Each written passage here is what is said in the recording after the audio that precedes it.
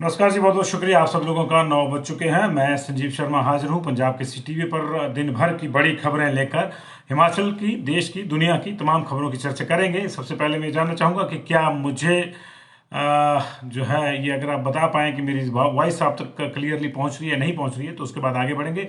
Comment करके बता दीजिए काइंडली। मेरी आवाज़ आपको ठीक से आ रही है तो बढ़िया है, नहीं तो आगे चलेंगे। तारकेश्वर शर्मा जी, आवाज़ आ रही है? सुभाष गौतम जी, आवाज़ आ रही है? अंकित जी, नमस्ते आपको भी। काइंडली ये बता दीजिए मुझे कि आवाज़ आ रही है या नहीं आ रही है, तो फिर उस हिसाब से आगे चलेंगे। Sunil Rana ji, thank you ji, good evening. Hitesh Dhanta ji, hello, how are you? Rakesh Roy ji, नमस्कार। कैसे हैं आप सब लोग? ठीक ठाक जी। सुनील राणा जी, मैं ठीक हूँ। मेरी आवाज़ आपको आ रही है या नहीं आ रही है? रेहान रेहान। कपिल शर्मा जी, नहीं, मैं लगातार आता हूँ, आप मुझे पकड़ नहीं पा रहे होंगे शायद। सुभाष जी, शर्मा जी, कमलेश जी, सुनील राणा जी, राजपूत संदीप चौहान जी, सीमा राणा जी, नमस्कार। कैसे हैं आप? कोई ये नहीं बता पा, आ रही है, ठीक है। हितेश जी ने बता दिया, हितेश ढांटा जी ने, आ रही है। Krishna Dev Chandra ji, Amrit Singh ji, Kapil Singh ji, thank you very much. Kapil Singh Guleria ji, ये बताने के लिए कि आवाज़ आ रही है। सुभाष जी ने बता दिया। राजपूत संदीप चौहान जी, नमस्कार, thank you. Sunil Rana ji, thank you. ये आवाज़ का मुझे मैसेज मिल गया है जी आपका। Kanta Thakur ji, Daulat Ram Kashyap ji, Ramlal ji, thank you very much. Ramesh Verma ji, बहुत बहुत शुक्रिया इस जुड़ाव के लिए।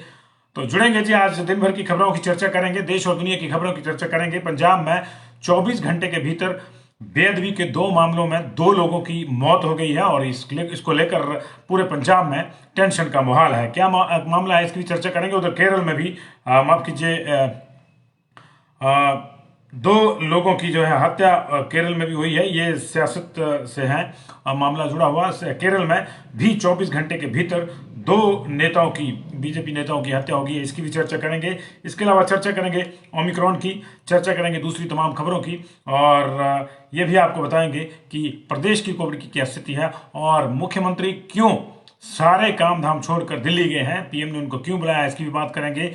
और अनिल शर्मा ने क्या बीजेपी से किनारा कर लिया है, इसका खुलासा करेंगे। हमारी थोड़ी देर पहले उनसे बातचीत हुई थी, मंडी के विधायक अनिल शर्मा जी। हाँ, ओमिक्रॉन चिंता का विषय पूरी दुनिया के लिए हो सकता है, लेकिन भारत के लिए अभी ये चिंता का विषय नहीं है। भारत के लिए अभी डेल्टा ही चिंता का विषय है। कैसे, ये भी बताएंगे। हालांकि ओमिक्रॉन के केसेस यहां पे लगातार बढ़ रहे हैं।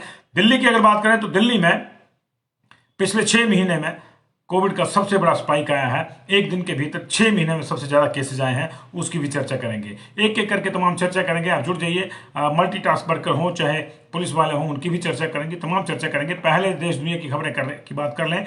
देश में और दुनिया में ओमिक्रॉन लगातार तहलका मचा रहा है। ओमिक्रॉन के ब्रिटेन में अब तक 25,000 मामले आ चुके हैं और 7 डेथ हो चुकी हैं।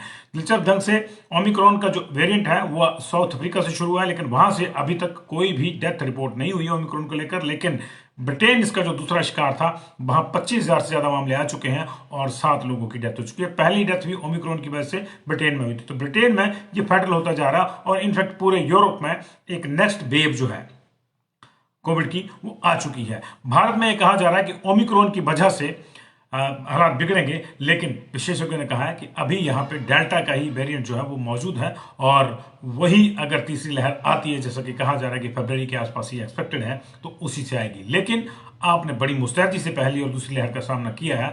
अगर आप प्रोटोकॉल का पूरा ख्याल रखेंगे तो तीसरी लहर नहीं आएगी, ये भी उन्होंने कहा है। इसकी बात करेंगे, लेकिन सबसे पहले देश में ओमिक्रॉन की बात करते हैं।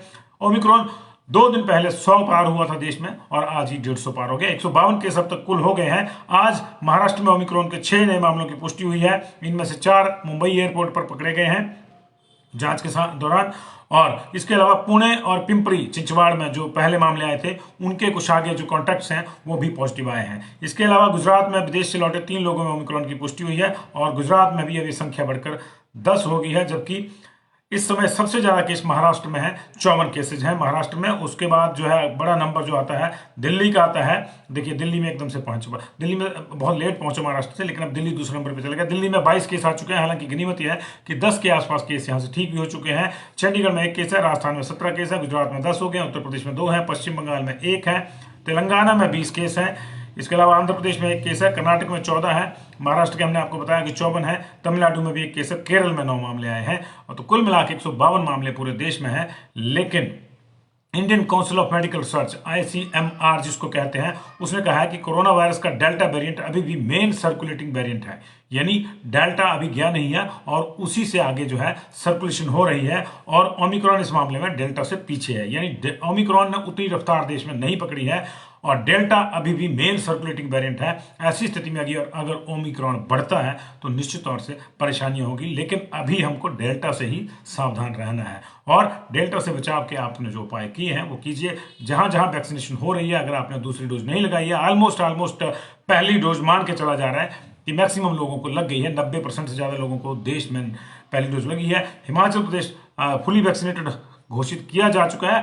हालांकि जो लोग 18 साल के हो रहे हैं या जो लोग जिन लोगों की जो छूट गए थे, जिनकी सेकंड डोज नहीं थी, वो लगातार लग रही है, लेकिन आप लगवाइए, वैक्सीन को लगाइए। और दूसरी बात, आपकी वैक्सीनेशन के बाद मास्क की सबसे बड़ा ढाल है। जिनको वैक्सीन नहीं लगी है, जैसे छोटे बच्चे हैं अभी 18 साल से कम वाले, उनके लिए मास्क की सबसे बड़ी ढाल है। मास्क धोइए, लगा के रखिए और शुचिता का ख्याल रखिए, भीड़ भड़के से बच के रहिए और इस तरह से आप जो है इससे पार पा सकते हैं। लेकिन ICMR के additional director general doctor Samiran Panda ने बताया है कि देश में ओमिक्रॉन पेशेंट की संख्या बढ़ सकती है, लेकिन ये जरूरी नहीं है कि इसका ज्यादा प्रभाव देखने को मिले। उन्होंने कहा कि अभी डेल्टा ही ज्यादा सक्रिय है और हमें उससे बचाने के लिए जो उपाय करने होंगे वही ज्यादा प्रभावी रहेंगे। ब्रिटेन की मैंने बात की, 24,968 के केस टोटल वहां ओमिक्रॉन के मिल चुके हैं। नॉर्मल जो दूसरा डेल्टा वाला वायरस है वो अलग है, डेल्टा बीटा अलग है। 7 लोगों की मौत हो चुकी है और वहां की जो स्वास्थ्य सुरक्षा एजेंसी ने उसने बताया कि 17 दिसंबर को 24 घंटे के भीतर ही 10 नए मरीजों की पहचान हुई है। एक ही दिन में 10,000, माफ कीजिए 10 नहीं 10,000 नए मरीजों की पहचान हुई है और निश्चित तौर से ये बड़ी तेजी से फैल रहा है। बात करते हैं देश की। देश में सियासी और धार्मिक कुछ उफान आए हुए हैं। सियासी उफान आया केरल में, जहां 12 घंटे के भीतर 2 नेताओं की हत्या हो गई है। हत्या का मामला जो है केरल के अलापुझा जिले में सामने आया है। वहां अलापुझा में बीजेपी नेता की हत्या कर दी गई थी सुबह आज, और इससे पहले शनिवार रात जो है social democratic party of India SDPI के नेता की हत्या हुई थी। दोनों पार्टियां इस पूरे मामले में एक दूसरे को दोषी ठहरा रही है। बीजेपी कह रही कि SDPI के नेताओं ने हमारे नेता की हत्या की, SDPI वाले कह रहे हैं कि बीजेपी ने करी, लेकिन जाहिर है कि दोनों में कहीं ना कहीं स्कफल है, दोनों में कहीं ना कहीं द्वंद्व है और उस द्वंद्व की वजह से ये हो रहा है। फिलहाल इलाके में 2 दिन के लिए, अलापुझा में 2 दिन के लिए धारा 144 लागू कर दी गई है और राज्य के मुख्यमंत्री पिनराई विजयन ने कहा है कि ये खेदजनक है। उन्होंने इसकी निंदा करी है और उन्होंने कहा कि दोषियों को पकड़ने के लिए हम हर संभव कार्यवाही करेंगे। तो ये तो थी सियासी हत्याओं की खबर, लेकिन इसके अलावा पंजाब में माहौल गरमाया हुआ है। पिछले कल श्री हरमंदिर साहिब में एक व्यक्ति को बेअदबी का दोषी पाया गया और मौके पर भीड़ ने पीट पीट कर उसकी मौत कर दी। आज उस पूरे मामले की जांच अब चल रही थी, तमाम चीजें हो रही थी, लेकिन इसी बीच में कपूरथला में भी इस तरह का एक मामला सामने आया और वहां भी भीड़ ने उस व्यक्ति को मार डाला जिसपे कथित रूप से गुरु घर की और गुरु ग्रंथ साहिब की बेअदबी का आरोप था। ये दोनों मामले आज पूरा दिन पंजाब में चर्चा का विषय रहे। देश की भी नजर इस पे रही क्योंकि धार्मिक सौहार्द से जुड़ा मामला है। गृह मंत्री ने भी इस मामले में जो दखल देने की बात करी है और राज्य सरकार भी मुस्तैद है। SIT गठित की गई है श्री दरबार साहब वाले मामले में और वहां पे IPC की धारा 295 जो धार्मिक आस्थाओं को ठेस पहुंचाने, धार्मिक प्रतीक चिन्हों का अपमान करने तैयारी, यानी जिसको ईश निंदा या बेअदबी कहते हैं, उनसे जुड़ी हुई है मामला। उसमें अधिकतर जो है ज्यादातर 2 साल की सजा होती है और जुर्माना होता है या दोनों इकट्ठे भी हो सकते हैं। इसके अलावा 307 भी लगा है वहां पे अटेम्प्ट टू मर्डर। तो जाहिर है कि मर्डर तो उस आदमी का हुआ जिसके ऊपर आरोप था कि बेअदबी कर रहा है, तो फिर ये दोनों धाराएं जो दोनों पक्षों की ओर को जाती है। लेकिन कपूरथला वाले मामले में कुछ और चीजें भी सामने आनी है, उसके बाद ही क्लैरिटी होगी। वहां 2 मामले सामने, एक तो बेअदबी का आ रहा है, दूसरी ओर एक पुलिस का ये बयान भी आया है कि शायद वो चोरी के इरादे से गया था और कहीं किसी ने उसको गलत समझ लिया। तो ऐसी स्थिति में वहां भी 307 का मामला जो है या 302 का मामला दर्ज होगा, लेकिन अभी ऐसा हुआ नहीं है। अब बात करते हैं हिमाचल प्रदेश की खबरों की। आज अचानक चीफ मिनिस्टर माफ कीजिएगा, आज अचानक चीफ मिनिस्टर मंडी की सारी अपनी सभाएं छोड़कर शिमला गए और शिमला से फिर वो दिल्ली चले गए जी। और दिल्ली वो इसलिए गए क्योंकि उनको PM का बुलावा गया। प्रधानमंत्री कार्यालय से उनको जो है बुलावा आया था और जयराम ठाकुर तमाम काम धाम छोड़ के वो मंडी में जो है वो प्री रैली इंतजाम देख रहे थे और उन इंतजाम को देखने के लिए वो वहाँ मंडी में कैंप कर रहे थे, लेकिन इसी बीच में पीएमओ से उनको बुलावा आया और वो पीएमओ के लिए चले गए। कल दिल्ली चले गए हैं, पीएमओ में मुलाकात है, कल सुबह 11 बजे के आसपास ये मुलाकात है। ऐसी स्थिति में चर्चाओं का बाजार गर्म हो गया है। हालांकि कहा यह जा रहा है कि आधिकारिक रूप से उस रैली के लिए प्रधानमंत्री को प्रेम सहित वो न्योता देने के लिए वहां गए हैं, क्योंकि जो आधिकारिक बाकी प्रक्रियाएं हैं वो पहले होती हैं, लेकिन जब ये कंफर्म हो जाता है कि ठीक है समय है, तो एक जो है व्यक्तिगत रूप से जो न्योता दिया जाता है वो भी देना है, तो उसके लिए गए हैं। लेकिन ये भी माना जा रहा है कि पीएम ने कुछ चीज़ों को लेकर जो है क्लैरिफिकेशन चाहिए है। हो सकता है कि मंडी में कोई बड़ी घोषणा होनी हो, उसको लेकर पीएम कुछ चाह रहे हो कि अगर ये करना है तो कैसे करना है, इसके प्रावधान किस तरह से करेंगे, तमाम चीज़ों की चर्चा भी होगी।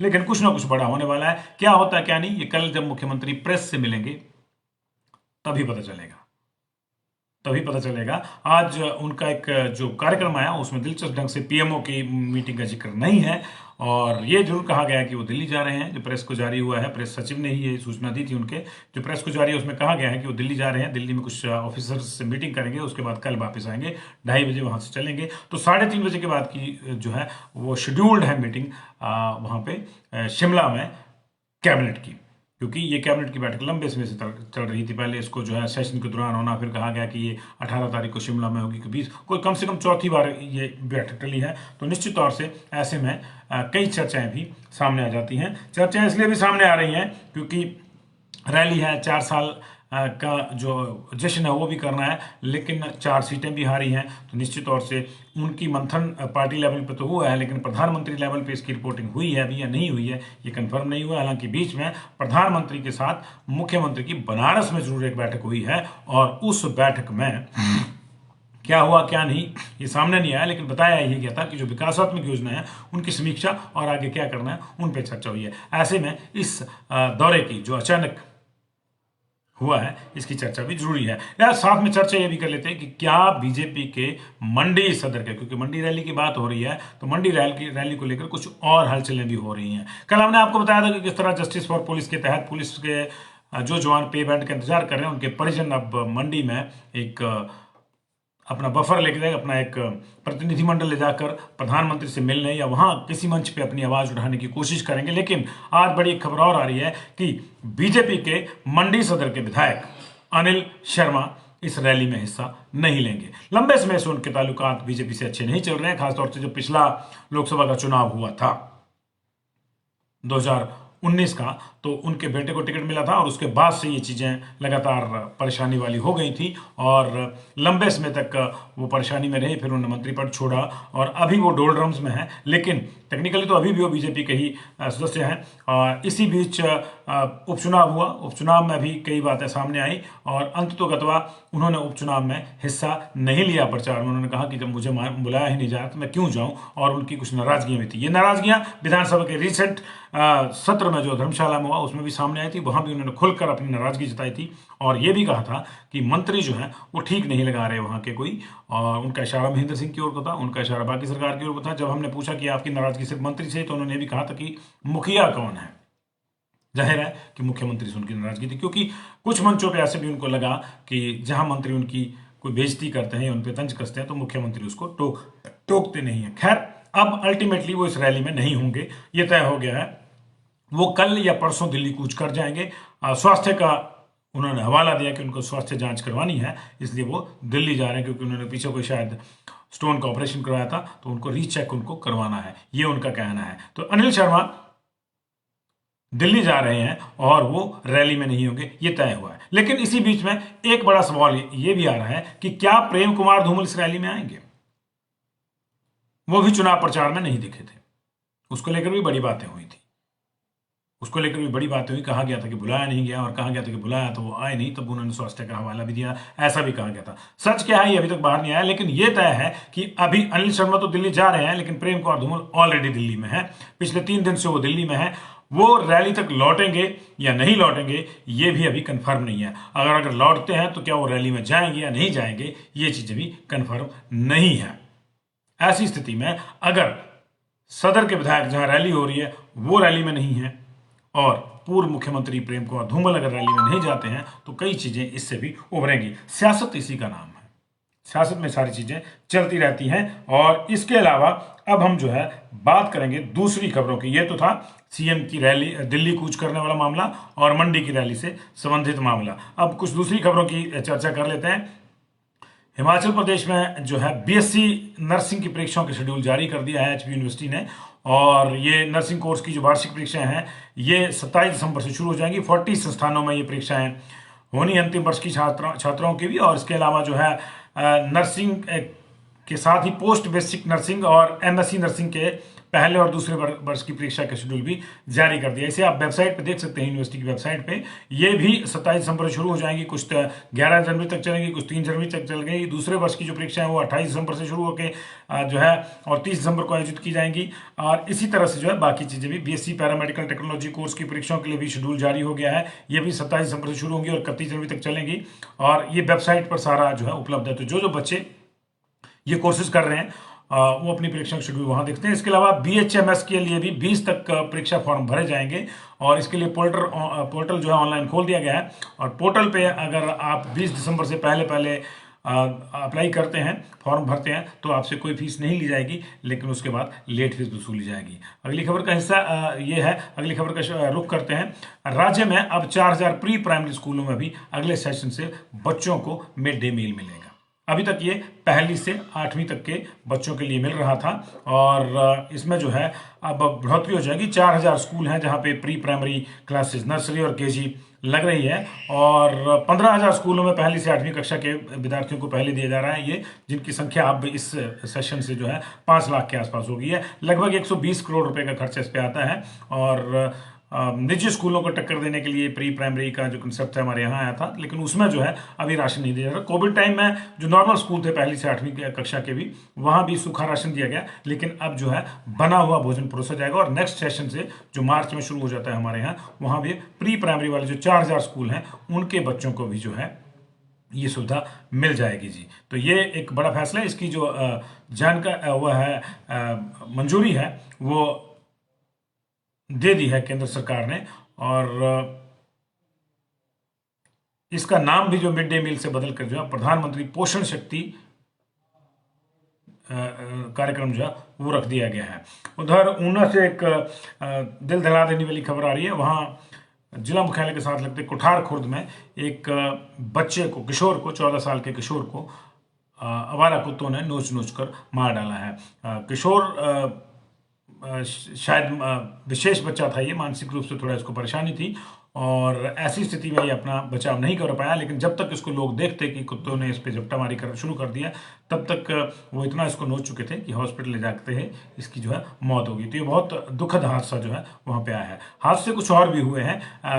पर्यटन अपने फुल सीजन पे है। हिमाचल प्रदेश सरकार ने साफ कर दिया है कि तमाम आशंकाओं और दूसरे राज्यों के प्रतिबंधों को देखने के बावजूद भी अभी उन्होंने तय किया है कि वो अपने टूरिस्ट सीजन को जो है वो डिस्ट्रॉय नहीं होने देंगे कोविड के डर के चलते, और चीज़ों को ओपन रखेंगे और हिमाचल ओपन रहेगा टूरिस्ट के लिए। लेकिन अब इसके कुछ दूसरे प्रतिफल भी सामने आ रहे हैं। बीती रात मनाली में पर्यटकों की एक गुंडागर्दी सामने आई है स्थानीय चालक के साथ। पास लेने को लेकर यह हमला हुआ था। उसमें कृपाण और रॉड लोहे की निकली है। 6 लोगों को मनाली पुलिस ने, कुल्लू पुलिस ने जो है गिरफ्तार किया है और उन पर कार्रवाई हो रही है। लेकिन पर्यटकों की ये गुंडागर्दी वहां नई नहीं है हिमाचल प्रदेश में। सुन्नी इस वक्त बड़ी सुन्नी तत्तापानी वाला जो एरिया है वो कोल डैम के बांध की वजह से ऑलरेडी झील का एक वहां पे बड़ा निर्माण हुआ है उस एरिया में। लेकिन अब वहां पे 3400 करोड़ की लागत से एक बड़ा बांध भी बनेगा। और इन्वेस्टर मीट में जो है ये सबसे बड़ा प्रोजेक्ट है जिसका वर्चुअल शिलान्यास प्रधानमंत्री नरेंद्र मोदी 27 तारीख को मंडी से करेंगे। तो उन जो शिलान्यास होंगे उनमें ये सबसे बड़ा होगा, 3400 करोड़ का। इसका जो है SJVNL, सतलुज जल विद्युत निगम लिमिटेड जो है इसका निर्माण करेगी। और ये परियोजना जो है रन ऑफ द रिवर परियोजना, उसका ये बांध होगा। तो ये कोल बांध जो बना है सलापड़ में, उसके बाद ये दूसरा बड़ा डैम होगा सतलुज पे अब तक का। और इसके अतिरिक्त नालागढ़ में सेना के लिए बुलेट प्रूफ जैकेट और गोला बारूद बनाने के उद्योग के लिए भी मामला फाइनल हो गया है। और इसमें भी 3000 करोड़ का निवेश होगा और इसमें एक कंपनी जो है वो बेसिकली को चलाएगी, तो उसके लिए भी सारी चीज़ें कर दी गई हैं। तो इससे 20,000 करोड़ का टारगेट रखा गया है जी। MOU साइन होने हैं इन्वेस्टर मीट में, और देखिए कितने होते हैं कितने नहीं। लेकिन ये 2 बड़े प्रोजेक्ट्स हैं वहाँ से आए हैं। तो ये अभी की खबरें हैं जी इस वक्त की। और तमाम चीज़ों को लेकर जो है दिल्ली वाले दौरे को लेकर खासतौर से दौरा बना हुआ है। जस्टिस फॉर हिमाचल पुलिस की हम लगातार बात कर रहे हैं जी, और हम अभी भी आज भी देखिए वो जो कमेटी जिसने रिपोर्ट देनी थी उसका कोई अता पता नहीं आया है। और ये जरूर सामने आया कि अब परिजनों ने मिलकर जो है डीजीपी साहब को चिट्ठी लिखी है, और उस चिट्ठी में आग्रह किया गया है कि इस मामले को उठाएं, क्योंकि उन्होंने ही कमेटी बनाई थी जिसमें 3 आईजी लेवल के अधिकारी थे, और ये कहा गया, और एक फाइनेंस ऑफिसर जो हिमाचल प्रदेश पुलिस के हैं, वो मामला जो है सरकार तक पहुंचाएंगे। लेकिन मामला सरकार तक वो पहुंचाएंगे और वो रिपोर्ट देंगे, इसके लिए 7 दिन का समय दिया गया था। तो देखिए कल से जो है 14 दिन हो जाएंगे, आज 14 दिन हो गए हैं, कल दूसरा हफ्ता भी शुरू हो जाएगा उसका। हफ्ते के अंदर रिपोर्ट देनी थी, वो रिपोर्ट नहीं आई है। मामला क्यों अटक रहा है ये हमारी भी समझ से बाहर है, लेकिन ऐसी स्थिति में सब्र का बांध और भर रहा है, सब्र का बांध जो है और भर रहा है, और ये टूटे तो अच्छा नहीं होगा, क्योंकि हल्का सा ये छलका था बिलासपुर में, जहां पुलिस वालों के जो परिजन थे वो आए थे, और उन्होंने जगत प्रकाश नड्डा जी जो राष्ट्रीय अध्यक्ष हैं बीजेपी के, उनसे मिलने की कोशिश की थी। बाद में उनको केस झेलना पड़ गया। वो केस भी अभी तक वापस नहीं हुआ है। वो केस ही वापस हो जाए तो भी इसको एक अच्छा जेस्चर माना जाता है, लेकिन अभी उनकी भी तैयारियां शुरू हो गई हैं प्रधानमंत्री के दौरे के दौरान अपनी बात को प्रधानमंत्री तक पहुंचाने के लिए। तो ये तमाम चीज़ें हैं, और JOIT का जो मामला है वो अभी तक स्पेल आउट नहीं हुआ है। जब होगा तो आपको बताएंगे। हमारी जानकारी अभी इस मामले में इतनी है कि उस मामले को अभी स्पेल आउट होना है। लेकिन JBT और BEd वाला जो विषय है उस पर भी अभी कोई बड़ा मामला नहीं हुआ है। हाई कोर्ट में ना तो पुनर्विचार याचिका दायर हुई है अभी, अब कल अगले हफ्ते में होती है तो देखना होगा, और ना ही जो है वो SLP की बात हुई है। तो कहीं ना कहीं जब इस तरह की चीज़ें होती हैं तो मामले ऐसा लगता है कि उनको डाइल्यूट किया जा रहा है, डिले किया जा रहा है। वो तो पीस मिल वर्कर जो HRTC के, उनको कल बड़ा तोहफा मिला था। एक त्रिस्तरीय फार्मूले के तहत सबको कॉन्ट्रैक्ट पर लेने की बात हुई थी। जो ITI वाले हैं और उनको इसी महीने से रेगुलर कर दिया जाएगा। जो जिनके पास ITI नहीं है और उनके ऊपर 6 साल का फैसला लागू होगा। अगर 6 साल का उनका कार्यकाल हो गया है तो उनको फरवरी में लागू कर दिया जाएगा, और फिर उसके बाद जो बचेंगे 663 पहले गो में हो गए, पिछली पहली तारीख से हो गए, और 163 जो है वो अगले गो में फरवरी में हो जाएगा। फिर कोई बच जाएगा तो उसको सितंबर 2022 से पहले पहले उनको रेगुलर करने की बात हुई थी। तो इसके बाद जो है पीस मिल कर्मियों ने अपना हड़ताल आज वापस ले ली थी। अब उम्मीद करते हैं कि कल से सोमवार से सारे जो रूट ठप हुए थे इस वजह से वो सामान्य होंगे। 450 रूट पहले नहीं चल रहे हैं, और कुछ रूट 300 के आसपास रूट ठप हो गए इस हड़ताल की वजह से, तो 750 रूट हो गए थे ये ठप। तो कल से मान के चलते हैं कि अभी जो है वो चीज़ें थोड़ी सुधरेंगी। बहुत से लोग कमेंट भी कर रहे हैं कि अब की बार घेराव करेंगे PM का। ये अमन ठाकुर जी ने कमेंट किया है, और हरीश जी कह रहे हैं justice ji, justice for police ji. Aman Bains कह रहे हैं हिमाचल प्रदेश पुलिस। अधिकांश लोग पुलिस के लिए जस्टिस मांग रहे हैं। हम भी यही कह रहे हैं कि उनकी जो विसंगति है वेतन की वो ठीक होनी चाहिए, क्योंकि देखिए ये विसंगतियां जो हैं बहुत लंबा जो है ये कार्यकाल उनका हो रहा है। जो 2015 में लगे थे वो 23 में जाके उस हिसाब से उनको रेगुलर पे पेमेंट मिलेगा, जबकि आम जो दूसरे विभाग हैं वहाँ अब स्थिति ये है कि 2 साल के बाद रेगुलर होता है। सरकार ने फैसला ले लिया, पहले 3 का था, पहले उनका भी 8 का था, फिर 6 का था, फिर 5 का हुआ, फिर 3 का हुआ, फिर अब 2 का हो गया है। अब चुनाव आएगा तो पता लगे कि कई किसी ने वायदा कर दिया, लेकिन पुलिस वालों के साथ वो वायदा भी नहीं हो रहा, तो उनके साथ वायदा खिलाफी भी नहीं होनी चाहिए, और उनको भी सबके साथ बराबर देखना चाहिए। आखिर वो भी, उनके भी परिवार हैं, उनकी भी ज़रूरतें हैं, और उनकी जो ड्यूटी है वो निश्चित तौर से दूसरों से सकता है। हम ये नहीं कहते कि बाकियों की ड्यूटी जो बड़ी मजे वाली है, हम ये नहीं कह रहे। सबकी ड्यूटियां अपनी अपनी, सबकी जिम्मेदारी से जो भी अपना काम जिम्मेदारी से करता है तो निश्चित तौर से उसकी ड्यूटी जो है बिल्कुल संजीदगी से होती है, और सो वो इम्पोर्टेंट है। लेकिन पुलिस वालों की ड्यूटी निश्चित तौर से बाकियों से थोड़ी टफ है।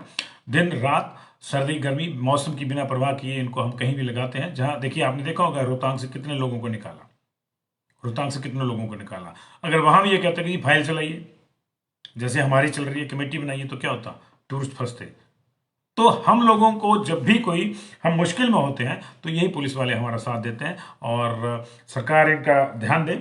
हम इनका साथ इसी तरह से देखते हैं, सरकार इनकी मांग पे ध्यान दे, ये हम भी चाहते हैं। बहुत बहुत शुक्रिया जी आपका, thank you very much ji.